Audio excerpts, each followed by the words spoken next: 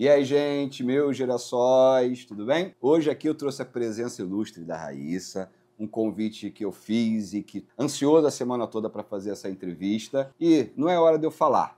Então, Raíssa, por favor, apresente-se. Oi, meu nome é Raíssa Lírio. E apesar de ter o sobrenome Lírio e ser uma flor, eu não sou um lírio, eu sou um girassol. Sou portadora de TPB, transtorno de personalidade borderline. Tenho algumas comorbidades como depressão e TAG, ansiedade. Tenho 26 anos, sou casada, tenho 2 filhos, a Heloísa, de 3 anos, e o Luiz Ricardo, de 3 meses. Atuo como militar, sou técnica de enfermagem formada e faço faculdade de biologia. E não, eu esqueci de acrescentar, como o João Paulo é o meu grande parceiro aqui na página Pai de Borderline, a Raíssa é uma ex-aluna aqui do nosso colégio João Paulo I. Estudei aqui durante o meu ensino fundamental. Aprontou todas, né? Aprontei todas. Os professores que o digam. Mas assim, infelizmente só tive que sair daqui porque eu queria cursar técnico de enfermagem no ensino médio. E aqui na época que eu fiz não tinha. Época não havia. Não, hoje em dia tem, Sim. Mas na época não havia e eu queria cursar. Então o meu motivo da saída foi só esse, mas esse colégio está no meu coração. Todo mundo está no meu coração. Que bom, que bom. Então vamos começar assim, as caixas de pergunta aqui lotaram quando começamos a divulgar que a Raíssa estaria aqui conosco para a entrevista. E aí vamos começar com a primeira pergunta. E a primeira pergunta é: quando que você começou, Raíssa, a sentir os sintomas do border, né? Em que momento você teve o diagnóstico? Em que idade você realmente teve o diagnóstico? Você é uma TPB. Então, eu tinha 23 anos, foi em 2022 que eu tive o diagnóstico. E assim, eu sempre tive características desde nova bem marcantes sobre o borderline, mas eu nunca tive conhecimento, eu nunca tinha ouvido falar sobre isso. Então assim, eu sempre tive aquela questão, o que sempre foi muito presente em mim era a oscilação de humor, né? Eu sempre fui muito inconstante, instável. Então, assim, isso era o que mais me marcava e, assim, as pessoas eram consideradas exagero. É muito exagerado. Quando eu estava triste, eu estava muito triste. As coisas me ferem até hoje, né? De uma forma extremamente exagerada. Então, as pessoas sempre falavam, nossa, você é muito dramática, você sente as coisas demais, não precisa disso, não precisa disso. Então, assim, eu sempre tive essa característica bem marcante, mas como eu não tinha conhecimento do que era o borderline, eu não acreditaria que fosse isso, né? E... Qual era a próxima pergunta? A próxima pergunta vai ser sobre o que... Não, a idade, né? A idade que você descobriu.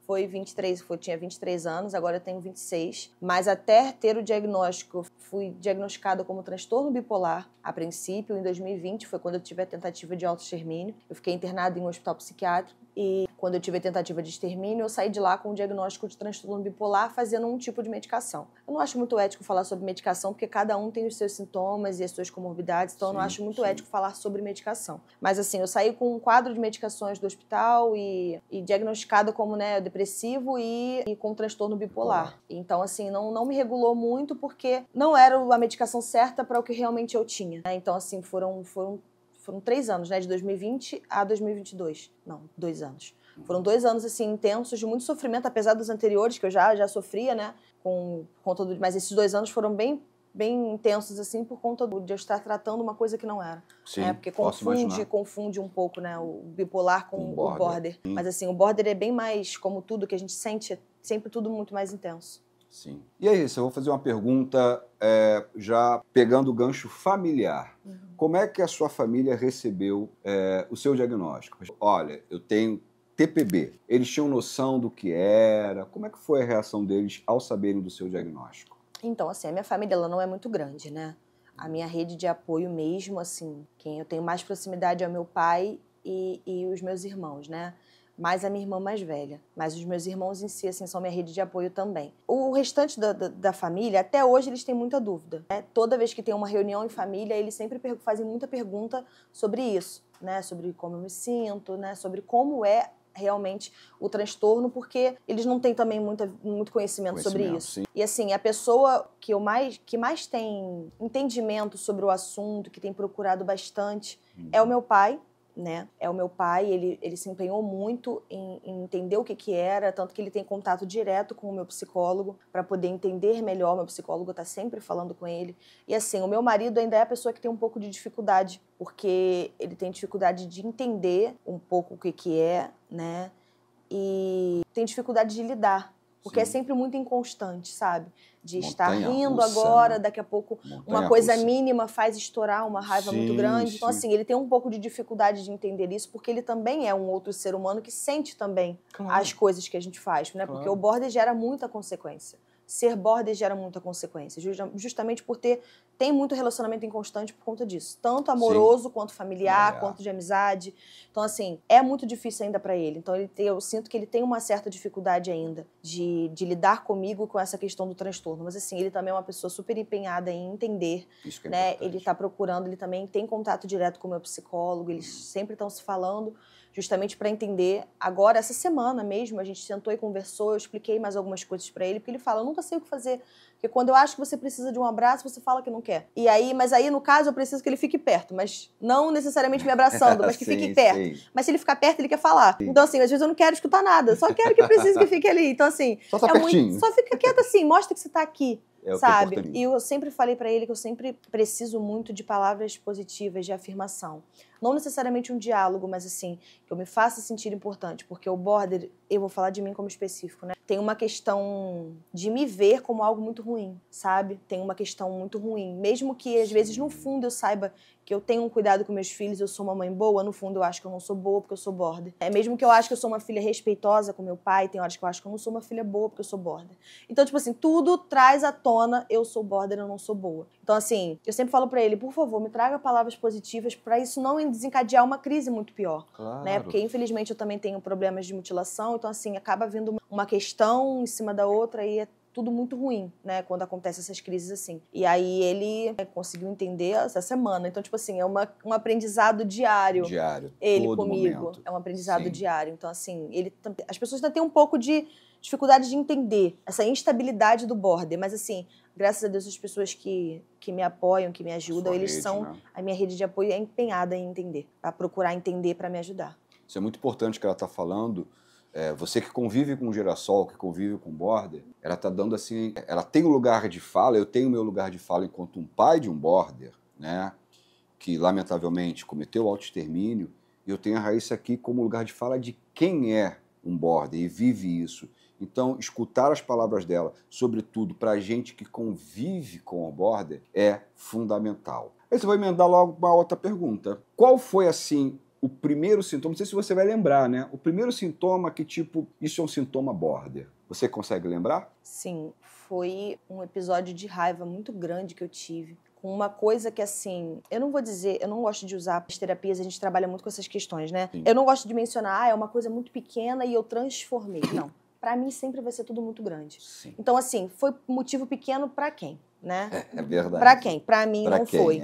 Então, assim, eu não costumo utilizar foi coisa pequena, mas assim, um motivo que pras outras pessoas talvez fosse pequeno. Pra mim nunca vai ser. Então, assim, eu tive uma explosão de raiva muito grande, muito grande. E assim, eu falei, isso não é normal. Não é o que é considerado normal, né? Então eu falei assim, tem alguma coisa estranha. E aí, justamente por eu já ter visto, né, alguns vídeos de alguns famosos na internet que são diagnosticados com esse transtorno, e as pessoas falaram muito sobre esses picos, né, assim, não só de raiva, como todos os outros, né, e eu sempre decaí, é um pico de raiva e um depressivo. Toda vez que eu tenho uma crise de raiva, eu tenho uma crise depressiva muito grande.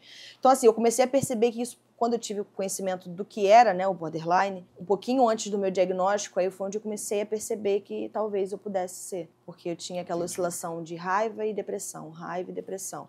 E às vezes era um período de felicidade, eu não sabia por quê, mas era um pico de felicidade muito grande, assim, deu que dá vontade de pular. Euforia, e daqui né? a pouco eu só quero me atolar dentro do quarto e chorar, e chorar, e chorar, e só ficar. E as pessoas falam, mas o que aconteceu? Eu não sei, não aconteceu nada. E e justamente por conta das medicações erradas que eu tomava, por conta do diagnóstico errado, aí acentuava tudo, porque acabava realmente agravando tudo. E esse sintoma que a Raíssa está falando é o clássico do border. A euforia extrema e dá um estalar de dedos, vai para o fundo do poço. O que faz muito para diferenciar o bipolar. O bipolar ele é mais constante num período de... Em questões de período. Exatamente. O border não. Num dia tem 5, 6 sensações e sentimentos. É igual assim, às vezes eu tô muito animada pra ir pra uma festa que já tô organizando com os amigos. E assim, eu passo a semana inteira, compro roupa, me organizo. Sim. Quando chega na hora de me arrumar pra ir, simplesmente desabo e não quero sair de casa e simplesmente eu não saio. Porque se eu sair, eu vou estragar o rolê de todo mundo e vai ser aquela coisa, assim, extremamente desagradável. Eu fico pensando, aí todo mundo fala, mas você estava tão animada para ir. Não sei o que aconteceu. E eu vou te mandar não quero ir. Uma outra pergunta. E aí já como pai do Border, que via isso no Border, que convivia comigo. Esse episódio, como você acabou de relatar, vocês têm, é uma característica do Border também, a fobia social? Por exemplo, esse episódio, você deu a vontade e não deu. Isso, ok, pode ter sido uma oscilação total de humor, mas vocês também têm episódio de fobia social? Tem. Assim, eu, no meu geral, sou extremamente comunicável. Sim. Extremamente, assim, de conversar, não tenho problemas com conhecer pessoas novas. Mas, assim, em alguns momentos, eu tenho um momento de isolamento. Sim. Porque toda aquela barulheira, aquele falatório, Perfeito. me incomoda. A minha família sempre foi muito pequena, né? Como eu já havia falado. Mas, assim, a família do meu marido é muito grande. Muito grande. A avó dele tem 97 anos e teve 15 filhos. Então, é uma família muito extensa. Muito. Tem muito primo, muito neto, muito tudo. Então, assim, qualquer confraternização vira um festão, sabe? Porque sempre tá muito cheio. E, às vezes, eu vejo aquele monte de pessoas assim, aí eu olho e falo assim, eu não quero ficar aqui. Aí eu digo assim pro meu marido, eu não vou ficar aqui não, tá lá na casa da minha sogra trancada. Aí as pessoas, aí as pessoas falam pra ele, e por muitas vezes isso foi uma questão comigo e meu marido. Porque eu também não sabia que isso era uma característica Border. E aí isso mexia um pouco com ele, porque meu marido também é extremamente assim, de ficar no meio ambiente, rir, brincar. Gostar, e assim, né? como eu me isolava, e as pessoas me cobravam dele a minha presença, cadê sua mulher? Pô, sua mulher não tá aqui. E aí, até hoje, às vezes, a gente tem problemas com isso, que ele fala assim, poxa, meus amigos chegaram aqui, você simplesmente se isolou. Poxa, eu combinei com meus amigos de ficar aqui, você se isolou. Às vezes, 3, 4 pessoas, eu simplesmente não quero ficar, sabe? Eu quero me isolar e ficar ali, sabe? E hoje em dia, eu falo pra ele, poxa, mas eu não tô me sentindo bem em ficar no meio de todo mundo. Ele até tenta entender um pouco, mas assim, às vezes eu imagino que deva ser difícil pra ele, mas também é muito difícil pra mim, né? É uma questão assim, eu fico imaginando como o autista deve imaginar, deve ficar no meio de assim, porque dá uma fobia mesmo, de se isolar, aquele falatório. Sai correndo. A cabeça parece que vai explodir, de tanta gente falando, é horrível. Mas o Border tem, pelo menos eu, né? Tenho essa característica, assim. O Border, meu girassolzinho, também tinha isso. Falar em palavras de autoafirmação, coisa do tipo, aqui um seguidor, não sei se é pago, tá? Que botou aqui. Vale lembrar sempre que ela é maravilhosa. E aqui em casa somos fãs e amamos esse ser. Eu não sei se ele pagou. Mas palavras de afirmação aqui no Grande Amigo, não vou citar nome por questões éticas, eu deixo quietinho. Eu agradeço. E, gente, eu tô aqui rolando, poxa, parece que é indelicadeza da minha parte, é porque eu tô vendo as perguntas, tá? Essa pergunta eu acho muito legal, Raíssa. Como é a sua rotina de trabalho? Que a pessoa já botou aqui exaustiva e realmente, né? Conciliar o seu trabalho com a sua rotina de mãe. Como ela falou, ela é mãe de 2 filhos e não sei se ela disse no início, um neném de 3 meses. Né? Como é que se concilia isso, Raíssa? Então, no momento eu tô de licença maternidade pelo meu filho, né? Vou voltar a trabalhar quando ele estiver perto de fazer 7 meses, final do ano. Mas assim, da minha filha, o que acontece? O meu trabalho, né, a minha escala de serviço, por ser um hospital, mesmo que militar é um hospital, né? Então, assim, lá segue a escala 12/36, né? E eu sempre trabalhei muito à noite. Então, assim, se torna cansativo porque o Border, ele tem a questão da cobrança. Se cobrar em ser bom o tempo todo. Então, assim, eu sempre tentei suprir para minha filha e agora para o meu filho, né? Porque o meu filho ainda não voltei a trabalhar, mas voltarei em breve. Eu sempre tive essa questão de eu não posso deixar eles sentirem tanto a minha ausência, né? E assim, então eu sempre me cobrei muito nessa questão, sabe? Eu sempre fiquei muito cansada porque eu sempre priorizei dar atenção a eles. Então, às vezes, eu chegava do plantão noturno de 12 horas sem descansar direito, mas tinha que dar atenção para minha filha. E eu me cobrava muito por isso. E assim, a falta de descanso, ela prejudica, né? E aí eu cometi a falha de enganar o meu psiquiatra em falar para ele que eu não trabalhava à noite.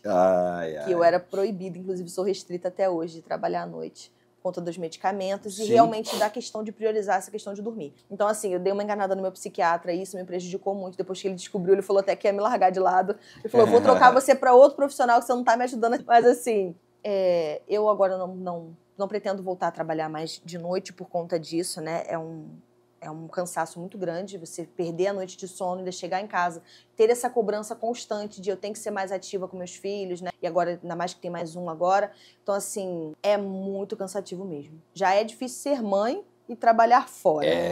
Com ser uma mãe border e se cobrar o dobro para ser boa. E assim, no trabalho eu tento não misturar um pouco, Sim. a questão de fora com dentro, mas assim, o que seria fora ou dentro, se tá dentro de mim? Né? Não é um problema fora do hospital. Sim. É um problema dentro. Um problema não, uma questão. Não é um problema, gente. O border não é um problema. É uma questão. Então, assim, Muito a questão bom tá isso. dentro de mim, né? Eu sempre trato muito isso com o meu terapeuta. Ele fala, você não tem um problema, você não tem uma doença. Isso. Você tem uma questão que é diferente. E essa questão não é você. A questão não é você. Isso é muito importante. Exatamente. Que você saiba, Girassol. Então, assim, realmente nós não temos um problema. Voltando a falar disso, não temos um problema, tá? Nós temos uma questão diferente do que é considerado normal, porque hoje em dia não tem padrão de normal, ninguém consegue ser normal. Ninguém. Né? Então, nós somos diferentes. Exatamente. Raíssa, as perguntas aqui, porque acabam sendo algumas perguntas muito repetitivas, e algumas perguntas você acabou já respondendo na sua fala. Mas eu gostaria muito de te perguntar, porque algumas pessoas elas são muito resistentes ao tratamento medicamentoso. E o quanto isso é importante no tratamento das comorbidades que o border traz. Você poderia falar um pouquinho pra gente? Então, toda vez que se refere a essa questão medicamentosa, eu lembro muito das minhas terapias, né, com o meu psicólogo, que é o que ele sempre fala. A medicação, ela entra no quesito organização, né, porque a mente de uma pessoa com um transtorno, seja ele lá qual for, é bagunçada. E o medicamento, ele entra para organizar, mas a manutenção é com a terapia. Então, vai chegar um determinado momento, pode existir alguns borders que não usam medicamento nenhum, a terapia é para sempre. E isso é uma manutenção que a gente vai ter que fazer para sempre. Mas assim, a questão medicamentosa realmente é mais para comorbidade, porque o border ele não tem um remédio. Não tem um remédio, não tem o que fazer. Exato. É mais pela comorbidade. Tem border que fica na transição ali entre a psicose, né, a paranoia. Paranoia. É uma comorbidade que eu tenho. Escuto vozes que falam coisas negativas. Então, assim, o remédio que eu tomo atua em cima disso, mas pode ter border que não tem essa característica, porque também não é uma receita de bolo. Todo border é assim. Existem border que são agressivos com outras pessoas, quebram coisas. Existe border que não faz nada com ninguém, que é o meu caso. A questão é mais comigo, tenho problemas comigo. Tudo eu acho que a culpa é minha e nada de ninguém. Então, assim, é uma questão de mutilação e raiva e bater a cabeça e arrancar o cabelo. É sempre uma questão, assim, bem comigo mesmo, sabe? E tem border que já não é assim. Então, não é uma receita de bolo.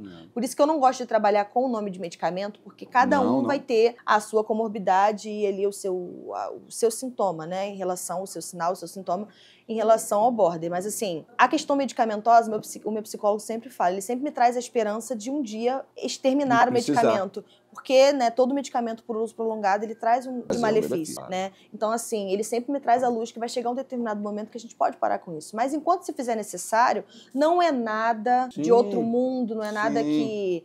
fulano é maluco, só de você falar psiquiatria, as pessoas já ficam meio assim, ainda né? Tem muita resistência, né? Muito um preconceito. pouco complicado, muito preconceito. Mas assim, o uso de medicações, as consultas ao psiquiatra, inclusive, é extremamente recomendado. São os profissionais que mais têm que se seguir regularmente, né? O psiquiatra, o psicólogo, porque chegar no momento que o psiquiatra vai ver que precisa de intervenção, ele vai intervir para estabilizar, porque precisa de estabilizar o tempo inteiro, porque é uma inconstância muito grande. Então, assim, em um momento que você ainda não consegue ter o autocontrole do psiquê, que é justamente o que a psicologia faz, trazer você ao seu domínio, do que você sente, do que você pensa. Enquanto você ainda não consegue ter esse domínio, aí você vai trabalhando com a medicação, que não tem problema nenhum. Sim, inclusive é para dar qualidade de vida. Você imagine você numa crise, você não consegue dormir, imagine o que isso vai causar no seu dia a dia.